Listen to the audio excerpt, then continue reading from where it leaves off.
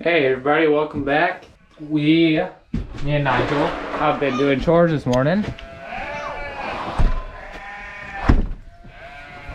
We just finished bedding these guys up.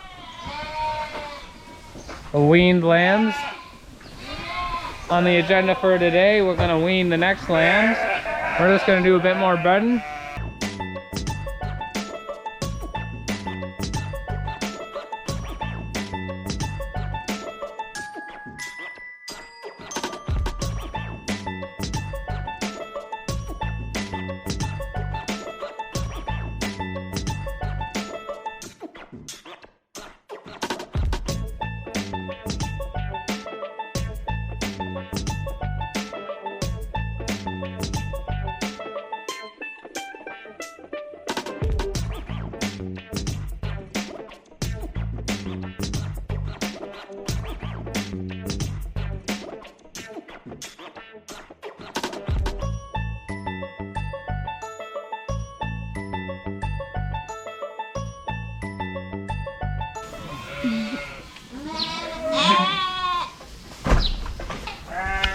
Hey guys, so the reason we put these gates around is so that the lambs and the ewes don't like completely tear down this whole bale and just waste a whole bunch of bedding, and we have this big mound of straw in here.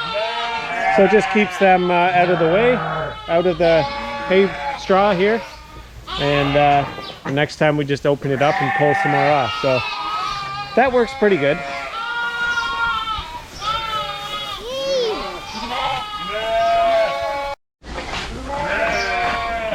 Hey Hazel. So Hazel's puppies have all been sold. Hazel's pretty much back to normal. So before we start weaning, there's just a ewe in this pen who has a harness on because she was prolapsing. So we put a harness on her to prevent that.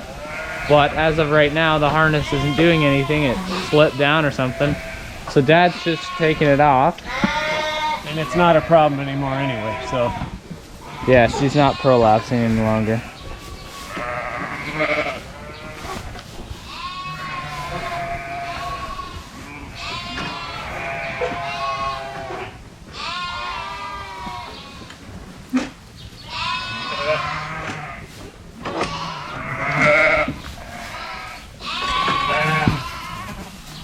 There she goes.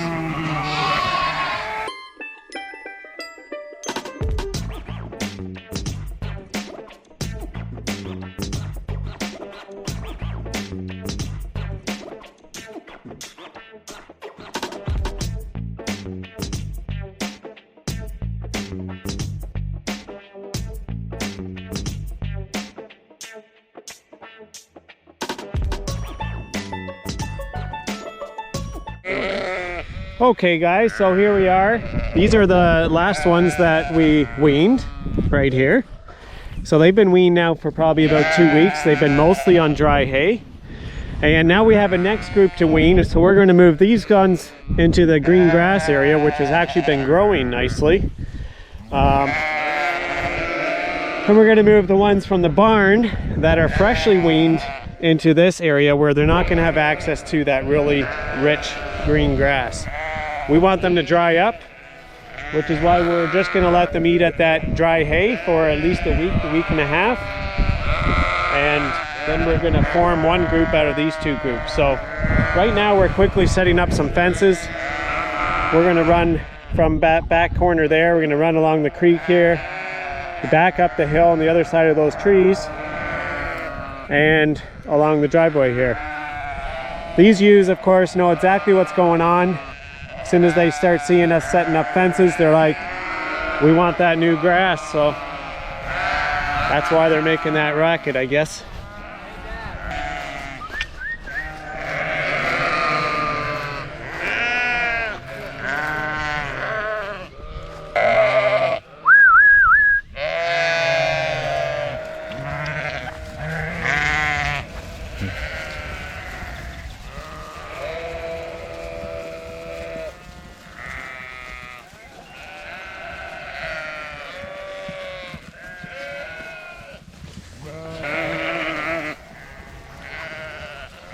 Few stragglers.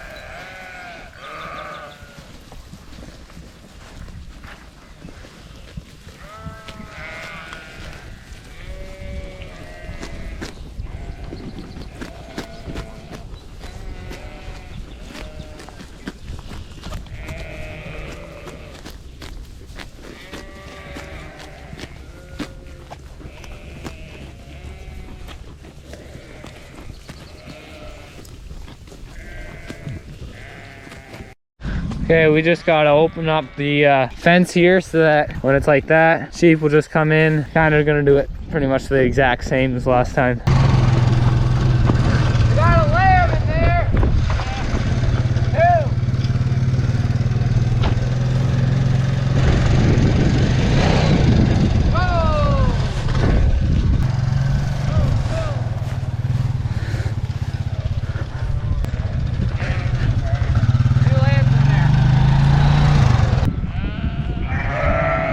Where are they? Oh, there's one. Well, that was successful, except for the fact that we lost 2 lambs in the pen. We'll grab them later. Right now, we're just moving these creep feeders across the front so they can eat over there instead of having to come in here every time and dump some in there.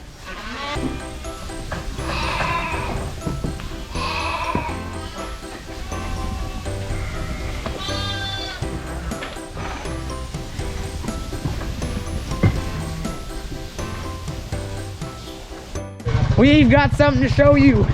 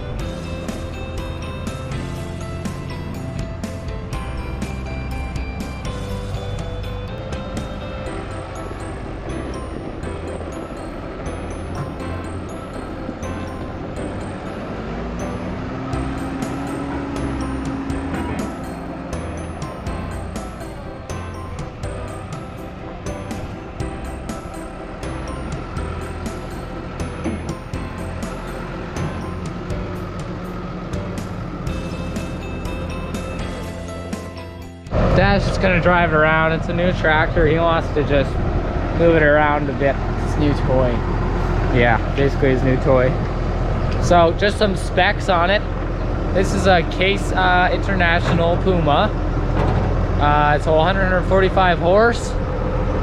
But it can boost to 180 or something like that. Peak horsepower is 188 or 180, I don't really remember. But it's a CVT transmission. It's What's that something mean? we don't have any experience with. CVT stands for continuously variable transmission. So It's basically you just push a lever up and it goes fast. You don't even have to shift that. Really smooth compared to the other one. Right? yeah, it has like, it's got cab suspension and it's got DEF, which we have no experience with. So we're gonna have to figure that out. I'm sure it's no big deal. There he goes. Okay guys, so Dad's just bringing the tractor out to the front of the barn. We're gonna hook it up to another new piece of equipment we just got yesterday.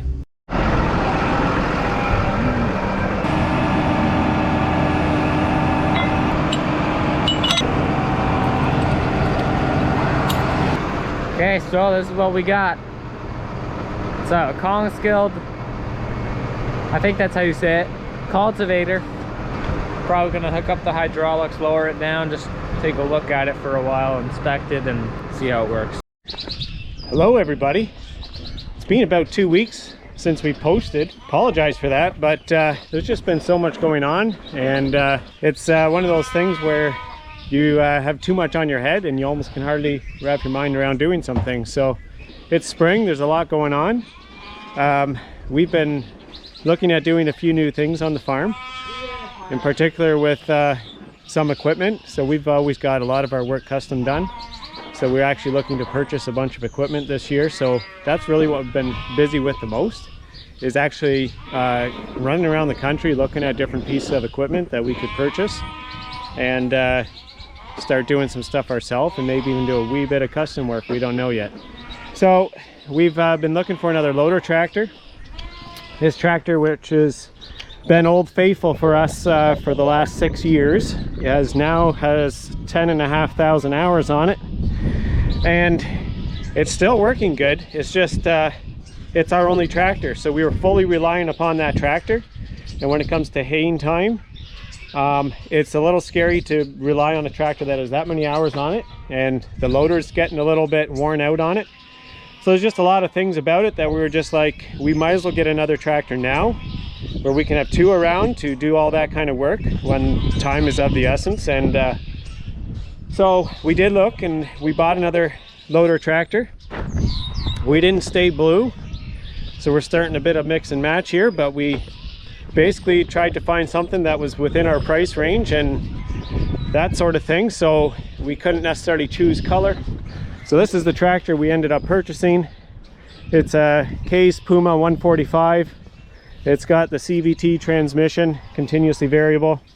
It's got a loader on it already, which is exactly what we were after. So this one's got probably another 40 horsepower than our other one. So it'll be able to do a bunch of field work, and it'll also be able to handle our disc bind and stuff like that a whole lot better. The other thing we did purchase was this cultivator. It's a Kong Skilled SBC series, 25 foot. First we were a little concerned that this tractor wouldn't be able to pull it, but when we had it out in the field for a quick trial the other day, it pulled it no problem. And of course it's going to depend on how deep you work it, but we try not to work our ground too deep because we've got a lot of clay here, so we got to stay in the top couple, 2.5 inches, just so we don't bring up wet, heavy lumps. So anyways, between these two things, that's what we've purchased so far. We do have a baler that we've spoken for, and that'll be coming later this week, so we'll show you that. So those things have kind of kept us busy, but of course we're looking at, you know, what we're going to be doing on our fields. We've ordered some soybean seed for our one field. We don't have a lot of acres to plant this year. We've got a lot of it in hay as part of the rotation this year. So that, and that's what we've been working on, as well as we've started shipping pigs now. So we're probably halfway through our barn and shipping. We've got probably 600 to 700 pigs left out of 1,800. And we're started washing in the barn there. And what's helped is that the boys have been around. It's spring break this last week. Isaac worked off farm part of the week, but due to COVID and some restrictions there, he's now back on the farm, and we've got lots to do, so it doesn't really hurt that he's around. As you can see, I'll give you a quick update of what's happening in the sheep barn. These are the first group that we weaned. They're doing actually really well. They're on mostly a corn expeller meal ration. I think we've showed you that before. We've got the corn there, we've got the expeller meal there. So the expeller meal being the protein source and the corn being the energy source, and then we mix the mineral right into there as well. So we've also been scattering just a little bit of pellets in here as a way to transition them fully onto this corn ration. And just this past weekend we also weaned our second group of lambs right here. Kids are just cleaning up the alleyway here. So they're still complaining a little bit, but they're pretty much already fine without their mothers. They're already really well on feed, so it's not a huge transition for them anymore because they really weren't drinking much. So that's these guys. And then, as you can see, we've still got tons of lambs in the aisle. This year has been unbelievable. We have never had it so bad that we've had so many lambs in the aisle. And this is something we're totally going to address going forward, because it's just the most frustrating thing to work with. We've tried these pipe things here to see if that would help, but I think we installed them too late. The lambs were already used to getting out. These two groups here will be getting weaned next. This side here and this side here, they were probably all born within a week of each other. And a lot of these lambs actually belong in the pen. So once we wean these two, we get them segregated like we did over here. That'll get rid of most of the lambs in the alleyway. And then everybody will be a little happier as we do chores, because they're always in the way. They're always making a mess. So we'll see what we do to address this challenge going forward. I know some of you have given some suggestions, and thank you for that. We'll see what happens. In terms of how we address it, it's a little bit complicated. You can't just, you know, throw in concrete bunks quickly. That doesn't necessarily work here. Plus there's a pretty big price tag attached to something like that. Plus longer term, we don't know if this is going to be our permanent lambing barn. We do have plans in the future, not really the short-term future, to build another barn, which would be a nicer lambing barn. This barn, yeah, it works as a lambing barn, but it's not specifically designed to be that. So I think that's why we're running into a bit of these issues. Anyways, that being said, they're still growing well, they're still doing well. What this does do is it does transition their gut for, you know, eating different types of feeds. They eat hay, they eat feed, so they're well accustomed to doing that. This here is our group of ewe lambs. The ram is still in here, this big boy Albert, and but they're due to lamb in about, let's see, about a month from now. So, and these here are our ewe lambs that already lambed, so they're doing quite well. We definitely, of course, didn't see the numbers with this group that we did with the other. A bunch of these lambs are also learning the bad habit, and they're in the alleyway over there. But they're also already have a creep feeder right there where they can have access to unlimited amount of creep. And here's still our bottle feeds, which a lot of them are getting to the point where, so this group right here is already weaned off the milk machine, and it looks like we could go through, weigh a few. The way we basically wean them is when they get to about, I don't know, 25 to 30 pounds, usually around 28 pounds, we say, yeah, they're probably ready to be weaned. So we'll go through kind of every week and pick out the biggest ones and weigh them. And if they weigh that, then we just kind of flip them over into here where they have access to creep feed only. And as you can see, these guys are eating it well already. So keep fresh water in here. So that's kind of where we're at in the barn here. We're almost at the point where we can start rotating sheep around on pasture. I'll show you them. The ones we just weaned last weekend, they're in a pasture which was already eaten almost completely down, and we're just feeding them dry hay. We want those udders to dry up as well as possible. We don't want them to get infection, because that's always a bit of a tricky part when you do wean sheep, is they've been nursing, which is partly why we've gotten them onto that dry ration already when they're in the sheep barn about a week and a half before we wean them, where they're just on low nutrition dry hay, where they're not really going to be pushing milk production anymore. So that kind of shuts down their milk production. And we move them out here away from their lambs, and we continue to feed them that dry hay, and that continues to help those udders to dry up. And if you don't do that process, they will end up likely with mastitis, because their udders won't be nursed and they will get engorged with milk, because these ewes are heavy milkers.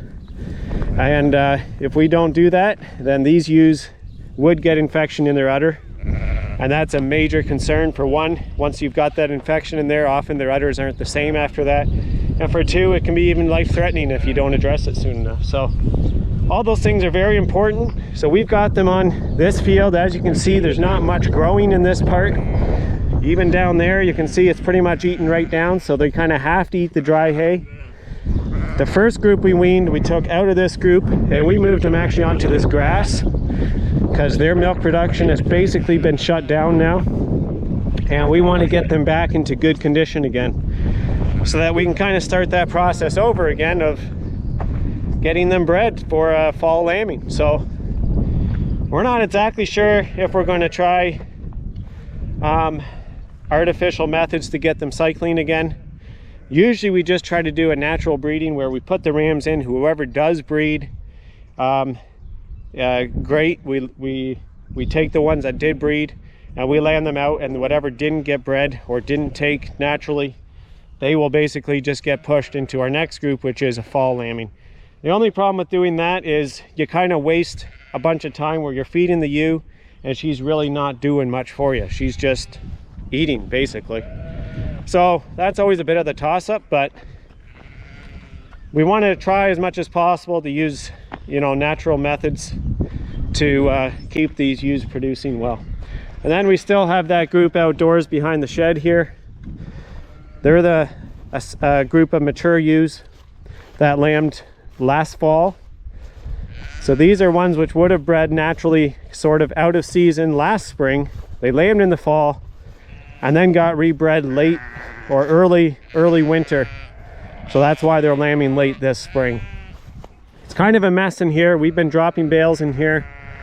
We're gonna be bringing these into the barn. I think I mentioned that several times now, but this was just a temporary place to put them while they're in gestation, and now that it's getting closer to late gestation, we want to start feeding them grain and better hay so that we know they're going to be ready to nurse those lambs when they're born, and to promote good, healthy, strong lambs late in pregnancy. So that's the plan. So to show you a few things of what we're doing on our fields, we're organic grain farmers as well. The land we aren't using for hay production, we are using for grain production. We don't typically feed it to our animals, we just sell it because organic grains is worth a lot of money comparatively to conventional stuff. But I gotta tell you, doing this is not the easy road. Organic farming, I guess you would say, is not for the faint of heart. It's not for those who want beautiful looking crops and that sort of thing, but maybe I'm just not a good organic farmer yet. But we're probably going to get into this field right here. This was corn last year. There were plenty of weeds in there, so we got lots of weed seed drop. We also spread manure on this field, and wherever the manure was spread, there were lots of weed seeds in there, I think. So if you look right over here, we've got basically a mat of weeds growing in this field. And as you can see, they're all very short. They're maybe an inch to inch and a half tall. And though this field isn't super dry and nobody is working ground really in this area, normally on clay ground you don't want to touch it earlier than you have to. We're going to probably work this field today just to destroy all those weeds just lightly, just the top inch or two, and see if we can't deal with some of those weeds before we get more rain and we can't get in here. The problem with letting it go is when those weeds get too big, now we got to work the field too deep and you lose a lot of moisture and it's hard to work that ground down nice. So working with clay and doing organic farming is not easy, but that's what we're doing. So we're probably going to get the cultivator out later today. We did a small strip right here last week, and as you can see, there's no more weeds left. They're either buried or they're not there anymore. They're ripped out, so. Not this one. Yeah, let's see, that's a bigger one. So as you can see right here, this was a dandelion, and because of the size of it, it didn't get ripped out. We would have had to go a bunch deeper. And this one. So that's kind of why we don't want those weeds to get ahead of us. And we're just going to try to just kind of zip over the field lightly, so we're not bringing up much wet stuff, and just rip all those little weeds out and get rid of that first flush of weeds. So this here is basically a fall rye cover crop, and several things we were going to try with this field. It actually came up and looks really good. We didn't even fertilize it, but the color looks really good. Usually this kind of grass needs a lot of nitrogen, but I can't say that this field looks all that deficient in it yet. Maybe it will as it gets taller. But I've got two options for this field. I'm either going to be letting it grow really tall, like 2 feet high when it's coming into head, flattening it down, and then no tilling. So that means not working the ground, but basically a planter that forces the seed right through that mat of rye into the ground where it'll grow, and the fall rye will basically act like a mulch, and that mulch will prevent the weeds from growing, and hopefully that soybean seed plant will grow through that mulch, and you basically leave it until you harvest it. So that's one option. I don't know if I've got all the proper tools to do that job really well. So what I might end up doing is just taking this, once it's just before it's getting into head, we'll cut it all down and bale it up, and then we'll lightly work it and try to plant soybeans in there still. So anyway, that's kind of the plan. We'll see how it goes.